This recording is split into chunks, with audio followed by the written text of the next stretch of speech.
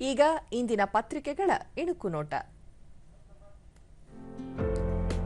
GST ಪರಿಷ್ಕೃತ ದರ ಜಾರಿ, ದೇಶದೆಲ್ಲೆಡೆ ಉಳಿತಾಯ ಹಬ್ಬ, ದಿನಸಿ ಸರಕುಗಳ ಬೆಲೆ ಶೇಕಡ 13 ಅಗ್ಗ. ಜೈಶಂಕರ್ ರೂಬಿಯೋ ಮಹತ್ವದ ಚರ್ಚೆ.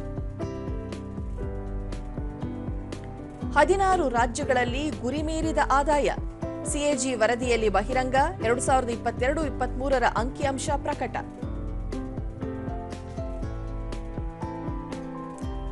ಆರತಿ ಪಡೆದು ದಸರಾ ಉದ್ಘಾಟನೆ, ಸಾಂಪ್ರದಾಯಿಕ ರೀತಿಯಲ್ಲೇ ಭಾಗಿಯಾಗಿ ನಾಡ ಹಬ್ಬಕ್ಕೆ ಚಾಲನೆ ನೀಡಿದ ಭಾನು ಮುಷ್ತಾಕ್.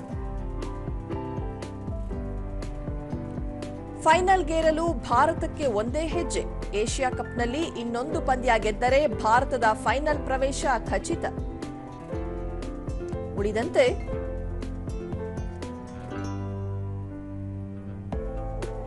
ಜಿಎಸ್ಟಿ ಇಳಿಕೆ ಜಾರಿಗೆ ತರದ ಕಂಪನಿಗಳ ವಿರುದ್ಧ ಕಠಿಣ ಕ್ರಮ, ಪರಿಷ್ಕೃತ ದರ ಆರಂಭವಾದ ದಿನವೇ ಕೇಂದ್ರ ಗ್ರಾಹಕ ಇಲಾಖೆ ಎಚ್ಚರಿಕೆ. ಸ್ಕ್ಯಾನ್ಗೆ ಶೇಕಡ 70 ಶುಲ್ಕ ಕಡ್ಡಾಯ, ಎಪಿಎಲ್ ಕಾರ್ಡ್ ದಾರರಿಗಿನ್ನೂ ಶುಲ್ಕ ಅನ್ವಯ. 16 ಜಿಲ್ಲಾ ಆಸ್ಪತ್ರೆಗಳಲ್ಲಿ ಇಂದಿನಿಂದಲೇ ಜಾರಿ. ನಗರ ಸಾರಿಗೆಗಾಗಿ ಡಬಲ್ ದಿ ಬಸ್ ಅಭಿಯಾನ, ವಿಶ್ವ ಕಾರು ಮುಕ್ತ ದಿನದಂದೇ ದೇಶಾದ್ಯಂತ 3 ದಿನಗಳ ಆಂದೋಲನ. ನವರಾತ್ರಿ, ದೇಗುಲಗಳಲ್ಲಿ ಪೂಜೆ, ಮನೆಗಳಲ್ಲಿ ಬೊಂಬೆ ಪ್ರತಿಷ್ಠಾಪನೆ.